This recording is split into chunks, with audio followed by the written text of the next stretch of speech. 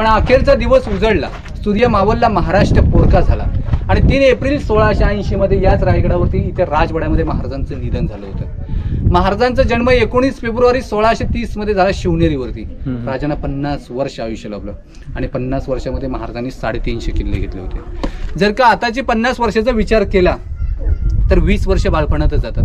30 वर्षामध्ये मनासारखं घर बांधता येत नाही. 125 किल्ले महाराजांनी स्वतः बांधले होते आणि बाकीचे गड महाराजांनी जिंकून घेतले होते. राजांच्या निधनांची 2 कारणं आहेत. काही जण म्हणतात महाराजांना गुडघेरोग झाला आणि काही जण म्हणतात विष प्रयोग, स्लो पॉइझन. राजांची समाधी पुढे. आता समोर तुम्हाला एक भिंत दिसते का, आडवी खिडकीवाली? त्या भिंतीपासून या भिंतीपर्यंत महाराजांचं पूर्ण राहण्याचं ठिकाण होतं. याला राजवाडा म्हणतात. हा 2 मजली उंच होता आणि आपल्या समोर जो चौथरा, ही जी जागा आहे ही अति महत्वाची जागा आहे. हे राजांचं बेडरूम होतं. महाराजांनी अखेरचा श्वास या जागेवरती सोडला होता. येणारे शिवभक्त इथली माती आपल्या कपालाला लावतात. म्हणून तर म्हटलं जातं की जर का जिजामाता तुम्ही जन्माला आल्या नसता तर आमच्या अंगणात दिसली नसती.